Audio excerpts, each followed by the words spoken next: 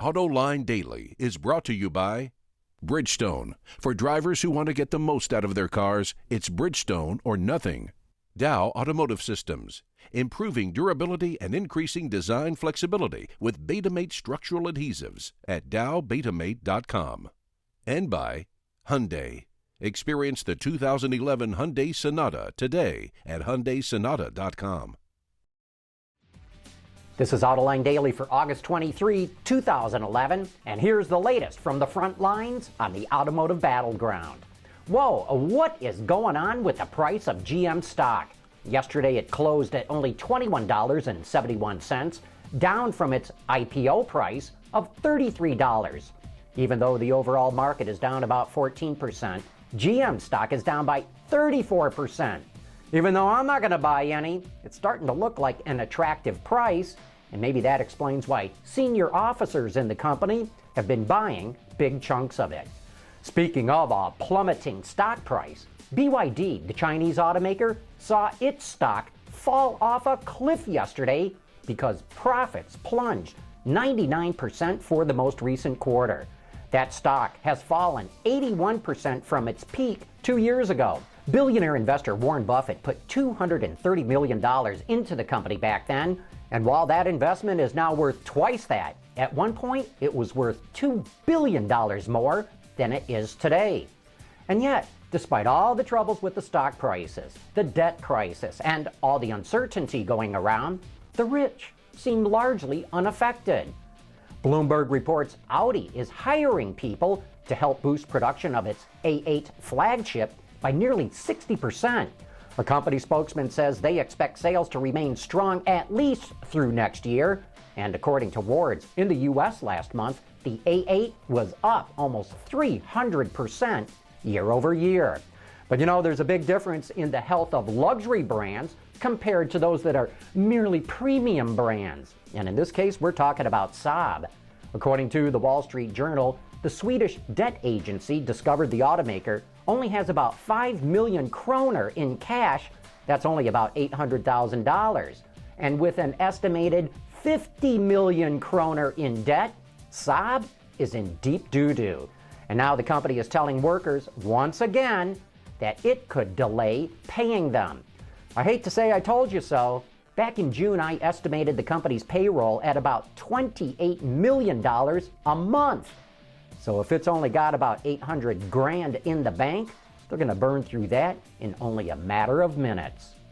Buick is starting to leak out details about its new compact car, the Verano. The message the Buick folks want to get out is how they've tried to make this car as quiet as possible. Inside, they've got foam pads, sound-absorbing blankets, thick mats, spray deadener, and dense carpeting. They're also using double layers of glass in the front doors and thicker glass all the way around. To demonstrate how quiet the car is, they had a worker with a leaf blower walk past a Verano as it rolled up the window. And we're just going to have her walk by, and we'll roll up the window here and just get a feel for how this car performs.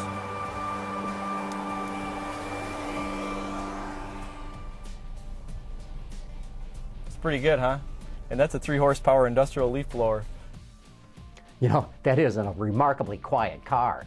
But enough of quiet. Coming up next, more power-to-weight comparisons, this time with V8 pony cars. Stick around. Reducing exhaust emissions, aerified diesel particulate filters, high filtration, low back pressure, small package size, excellent durability.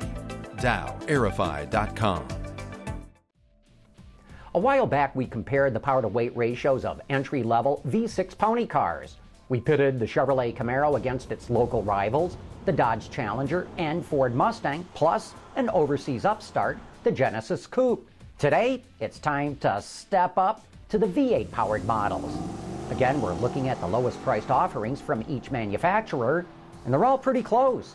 No bells, no whistles, and no Hyundais in this face-off. And that's because the biggest engine you can get in the Genesis Coupe is a 3.8-liter V6.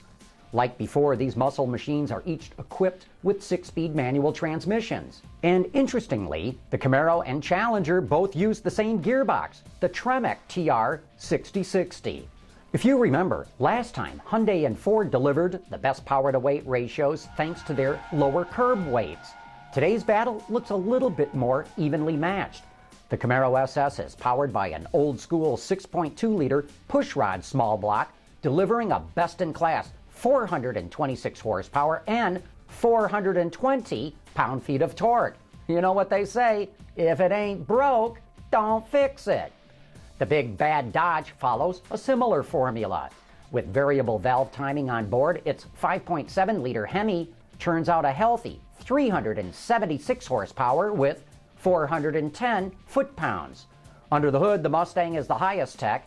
Its new 5.0, the smallest engine here, features double overhead cams with TIVCT to really make some power. Its numbers are 412 and 390. Again, these competitors are pretty evenly matched. As always, weight is a deciding factor. And once again, the Challenger is the fat guy of the group, topping 4,000 pounds in RT trim. The Camaro is a little bit lighter at about 3,800 lbs, but as expected, the Mustang is the trimmest, tipping the scales at just about 3,600 pounds. The difference between the Challenger and the Stang is 477 pounds. So let's crunch some more numbers. Take a look at the pounds per horsepower row on our handy-dandy chart. Given its massive curb weight, the Challenger has the worst score, but not by much. At only 10.9 pounds per pony, it's still a rocket ship. The Camaro betters that, hitting 9 pounds, and the Mustang takes the top honors at about 8.8. Things are even closer in the torque department. Thanks to its big cubic inches, the Camaro delivers the best number. As much fun as all this tire smoke and V8 performance is, we cannot forget about fuel economy. And again, lightweight pays off. The Ford has the best efficiency at 17 in the city and 26 miles per gallon on the highway. Camaro and Challenger are neck and neck, with the Chevy delivering one more MPG around town. It's a tie on the open road. As before, hit the link in today's show notes on our website, AutolineDetroit.tv, to download an Excel file with even more figures. Find out how these machines stack up against each other in a variety of other categories like specific output and pounds per dollar. Hey, you can listen to a new episode of Roundabout with Jim and Bob Hall. Topics include a car that can go 1 million miles without refueling, an Audi Q7 turned pickup, and a Corvette-inspired hybrid that could use a little help.